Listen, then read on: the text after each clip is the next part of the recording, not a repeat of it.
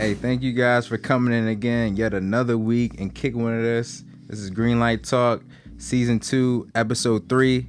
I got my guy Camilo right here. Hey, he's a man of many hats. We're going to get into all that. But for right now, hey, I think we should do a toast. Cheers. Do a toast. Hey, it's a good life and a good show. Let's get it. Good old beer. Hey, yeah, I like that too. Yeah. Hey, man, so I think like how I view you, and to whoever who sees this, who doesn't know who you are, I view you as a guy with like many hats, and like you've had your hand in everything.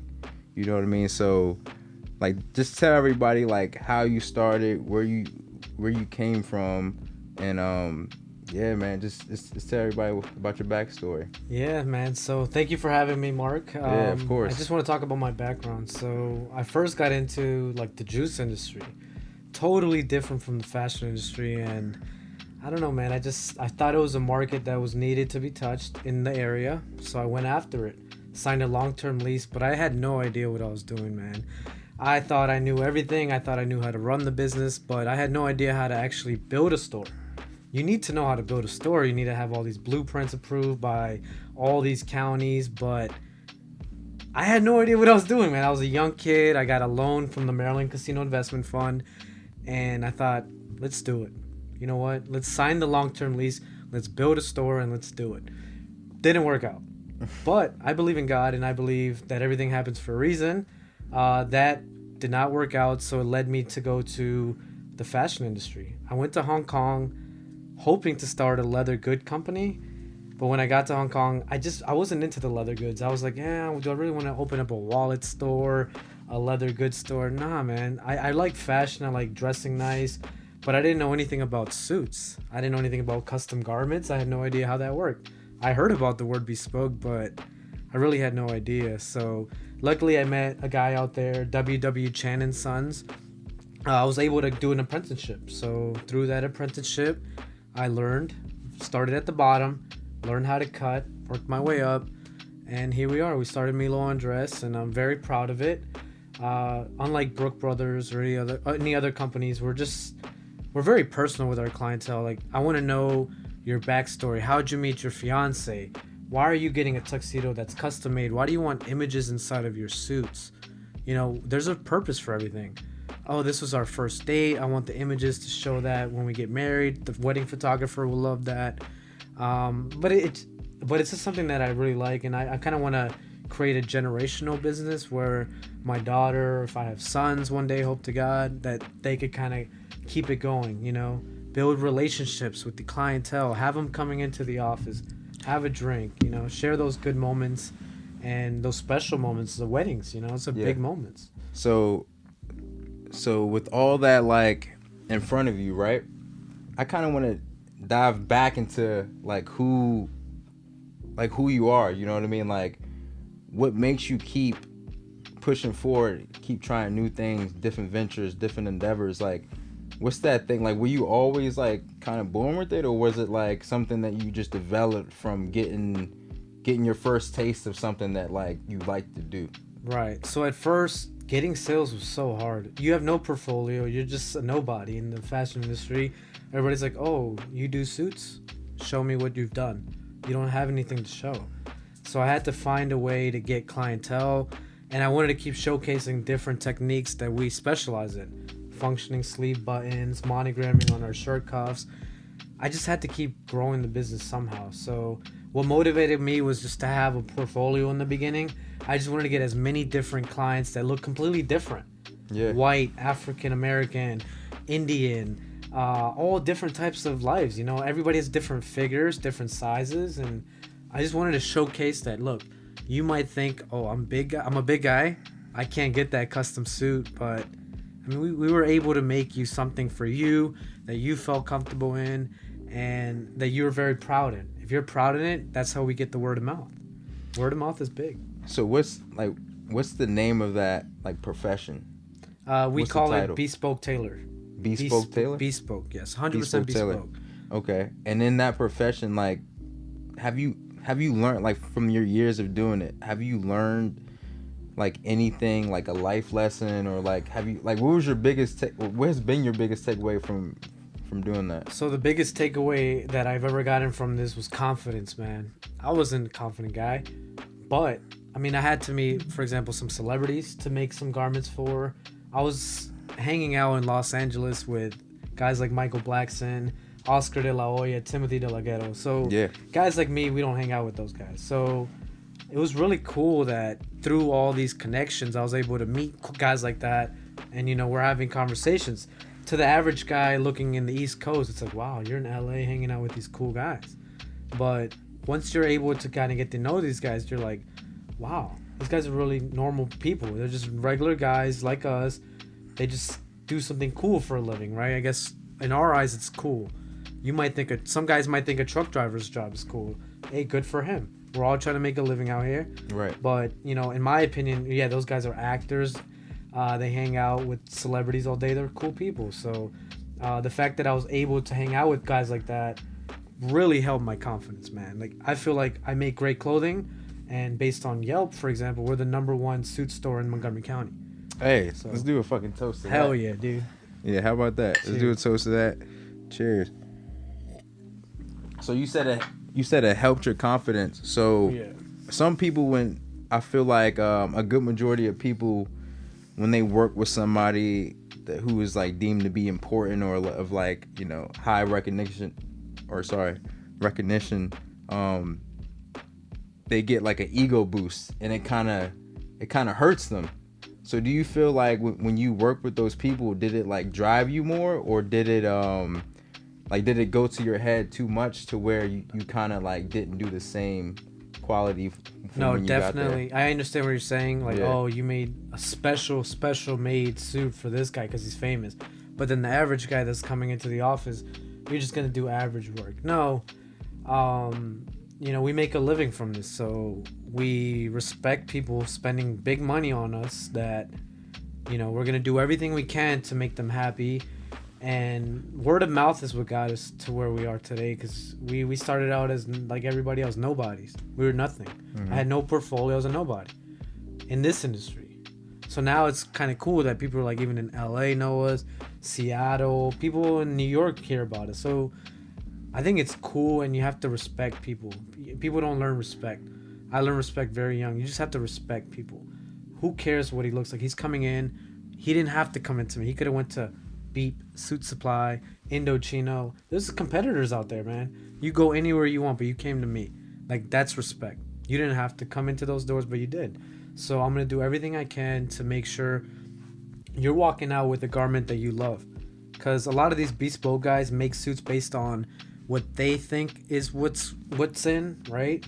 But I kind of listen to the client. That's the big difference between me and like you walk into like the Brooks Brothers. We listen to the clients. We're creating custom clothing, so we're actually listening to everything you're telling me. I like my thighs super tight. I like the bottom of my legs to be a little bit looser. That's a style that's not in nowadays. I like wearing mostly pant cuffs and grandpa shoes. It's my style. It's what I like in every garment that I make. So I want to hear your opinion and hear what you like. And that's just how I am. What drives you to still do what you're doing? I mean, I have a child, right? I have a 10-year-old girl, lives in Japan, unfortunately. I want to create a business that's going to keep going. You look at housing, bespoke houses like Canali, Luca Rubinacci. He's third generation. These guys have clients out the butt. They have so many clients everywhere that my grandpa got a suit from you for his wedding. They have all those clients from generations, word of mouth. I'm the first one. So how big could this get if my kids continue it, my grandkids continue it? It could be income and jobs for everybody. We subcontract so much work. Commercials, videographers, photographers. We subcontract monogramming, linings. That's jobs and opportunities for small businesses of the United States that need jobs. So we're helping the economy, and we're creating opportunities for other people's businesses to grow too. Because everybody needs that. Everybody needs like to work together to kind of grow their businesses. So it's really cool to see that, I'm able to hire photographers, videographers, contractors for my business that, that's income coming into their business that could feed their families and maybe create new opportunities for them too. So it's really cool to see that I'm paying so many people. It's a cool thing. So it seems like you just like connecting with people. Yeah, but I also like doing work right with by business. people. Yeah. Yeah. So you like the business side and you like the people side. Definitely, man. I think it's a cool thing, man. Like, you could be friends, but if this guy's getting paid too, and you're helping his small business, a lot of people don't help local businesses, man. I see it all the time. They don't help each other out. Latino businesses. Oh, man. I don't see Latinos to Latinos networking all the time because there's a lot of animosity, but it shouldn't be like that. Why do you think that is? Pride. Very prideful people. I would love to see us work together more. Maybe grow businesses together. I mean, dude, we only have one chance at life unless you believe in reincarnation. Like, there's one chance at this life. Grow that business while you're here. Take advantage. We're on this podcast talking to you because we're good friends and we work out together. Yeah. If it wasn't for you, it'd be all this beer we've been drinking. Hey, that's another thing. Hey, y'all at home, work out. Even if it's like 30 minutes, 10 minutes, if you do that 5 days a week, just work out. What's my 40-yard dash? Like 4.3? 4.3. I think it was 4.2. 4.28. But hey, that's something people don't know. But yeah, I mean, it's super important. But I mean, the real reason why I felt like I had to have you like on here, bro, is because, I mean, like I said at the beginning, like, you're just a guy that I feel like is super like versatile, and you kind of have your hand in every type of arena, just to give yourself the best opportunity to freaking be successful, bro. So that's somebody looking from the outside in, and like I respect that, and I also know that you have another line called MILÓ. Yeah, right. So if I could talk about it. Yeah. Beard oils, body powders, soaps, shampoo bars, body lotions, all natural. What we're trying to sell is a product that's 100% all natural. The date night look. You're going out on a date, you wear a custom suit, come on. Plus, you're smelling good, and it's all natural. Benefit. Every soap that we sell, we donate one to a men's shelter. Not a lot of brands are helping the men's shelters. We're trying to help the men's shelters. So, like I said, for everything we sell, we're donating. So, why not be the one-stop shop? Why not be the brand that you think of, like Tom Ford, who I love? You wear Tom Ford cologne, and you dream to have a Tom Ford suit one day. It's just super expensive. But he's the one guy you're like, damn, if I was wearing Tom Ford, I'd be like Daniel Craig in 007. Yep, he wears 100%. Tom Ford in that suit. He probably wears Tom Ford cologne. So we're trying to push an affordable product that's all natural, that smells really great, and there's different scents for different types of age ranges. I believe it's age ranges. Because, younger dudes might like the sweeter scents. Older gentlemen might like the woody, oody scents, which is very dry and has a little bit of spice kicked in it. So... Hey, let me, you said the sweeter scent and like the more woody scent. Alright, this is Mark's favorite. It's called Tobacco Royale. Yep, that's it. I'll tell him about my favorite later. So that's made with tobacco and roses. All natural, hemp, shea. It has a whole bunch of olive oil and butters. This is the beard oil, That's beard oil, yeah. Alright, guys, so as you can see, I'm fucking clean as a duck. I don't have any beard, but hey, I'll still put this shit on. I'll still put this on my like bare face, because I mean, overall I think it smells really good. I haven't smelled it in maybe like 2 weeks, so let me see how it smells again. So it's an all natural product. It's a beard oil. I mean, we're trying to be the custom suit shop, custom clothing. You go wear a nice suit out to a date, and you could put on some beard oil and some body lotion. Bro, this is honestly like a body oil. Like so you could put it on your body. I don't see why. Like, this is the type of thing that smells so good that you want to put it over like your body. It's like a body oil, but hey, definitely this right here. This is the one. This is my favorite tobacco oil. So you like more like a medium sweet. I like super dry. You smell that one too? Wood oody. So if you've ever smelled Tom Ford oud, I replicated the scent Not replicated because I added my own twist to it, but that's my favorite cologne in the world. It's called Tom Ford Oud. Very woody, oudy. You think an older Asian male, mid 50s, would wear something woody, dry, very dry, with a hint of spice and wood finish towards the end. So, That's what the Prince of Mumbai flavor is, and I was that's just about my to ask you personal about that name. Because I mean, I normally wear pant cuffs and blazers. Like I dress like an old man. My dad makes fun of me. He's like, look at this guy wearing pant cuffs and pleats. So This is what I like. what was the inspiration behind these two names? Prince of Mumbai, just Yeah. because I remember when I was in Shanghai, it was totally awesome. I met this Indian male, older Indian male, he was like in his older 50s, and I can't forget his scent, man. He's had this strong woody scent, and I had no idea what it was. I was still a young kid. I didn't know much about like these high end Aventus Creed, Tom Ford Oud scents. I didn't know what that was. So I was like, man, this smells so good.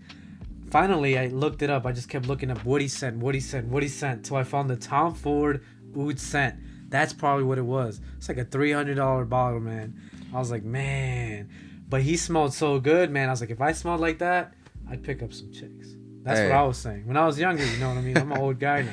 Hey, I mean, I feel like us as humans, like, you always want that little extra thing, like when you go out and about, to where people, like, could potentially give you a comment, you know what I mean, or a compliment, like, There should you I go. say, right?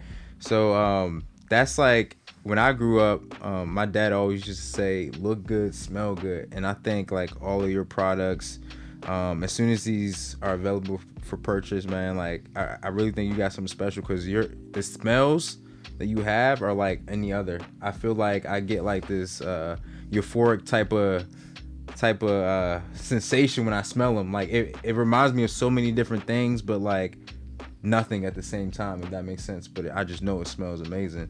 Thank you. But yeah, man, I'm stoked for everything that's gonna come out. So shoot, we do this thing at the end of each episode, right, called Jew Dropper, right, where we give the people, the audience, something to take away with them when they leave from watching this episode, and just to apply to life. So I'll let you start off, because I feel like we all have something to say that somebody can relate to, or maybe are going through. So I'll let you start off about a Cool. Jewel. So I'm gonna take a sip of this beer, and then I have a life story for you guys. Oh yeah, I can't let you drink alone. Let me match you. Oh, I never cheered with an empty glass before. Damn, man, I was rushing it. All right, guys. So what I've learned over the years is, man, don't be scared. Don't be scared, man. I used to be so scared about what people thought. Before I did it, I thought, man, what is this guy gonna think? Man, this guy might think I'm a loser. This guy might think I'm corny. Dude, I learned literally growing my business so much this year, because last year was a tough year. This year I learned, and we were crushing it. Don't worry about them, man. They're not even buying from you. Who are they? Like, if they're not buying from you, if they're not promoting you, who cares? Don't worry about what that old high school classmate's gonna think. Who is he to you, like, nowadays? Hopefully he's doing well. Don't wish bad on nobody, but don't think, oh man, this is gonna be embarrassing. If you have a skit to do and you think it's a funny skit and you know it's gonna probably be promotable, do it. What do you care about his opinion or their opinion? Don't worry about too many people's opinions. This is your brand. If you have your own business, it's your brand. If you think this is gonna target the people that you're selling to, not the people that are overlooking you, who do you care? They're not the ones buying from you. Why do you care about them? They're not your target market at all. So I learned that the hard way. Just do things that you think your target audience, aka your customers, are gonna like. If you know the average guy buys these beardos and they'll like a funny commercial that has to do with like sexual, about your wife, and like funny jokes, guy jokes, sell it. What do you care about their opinion? They're not buying from you, so you don't have nothing to prove to anybody. That's my biggest take that I learned over the years. That's so big, because I feel like there's a lot of people that want to start up something new or want to hop into something new, but they're always discouraged from maybe something that a friend did that didn't get them success from, or somebody else that they're looking outward at. So I like those words because I mean they hit deep to a lot of people. I'm sure. Mm. Shoot, man. My thing is always freaking practice what you preach. I mean, as simple as that is. There's a lot of times where somebody like me in front of a camera and speaking to people can be high on themselves and act like that everything that they say they do, right? But when everything's turned off, they go back to doing something that they didn't talk about, kind of like hypocritical.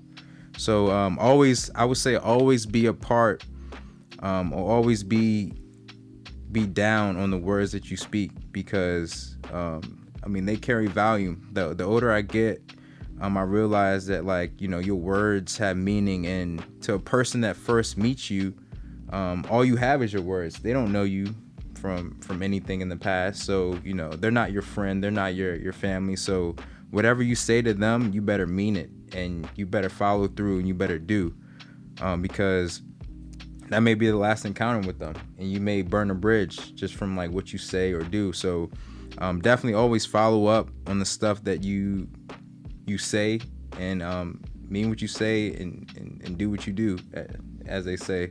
I think not as they say, I think I just made that up. But hey, please, everybody that wants to do something but always very hypocritical of themselves or how they move, always just carry it out. Don't talk about it, be about it, in other words. Yeah, I mean that's the only thing I gotta say. That's the only thing I gotta leave off with you guys. It was a great episode. I got my guy Camilo here on the show. He brought through a bunch of supplies that is gonna be available for purchase. So we're gonna link everything in the bio. And yeah, shoot. Hey, that concludes our season 2, episode 3, Green Light Talk. My guy Camilo right here on the couch. It's been a great episode. We had some great drinks, good smells. And hey, man, that's a wrap for today, man. So we're signing off. Green Light Talk, episode 3, season 2. We'll see you next time. Boom.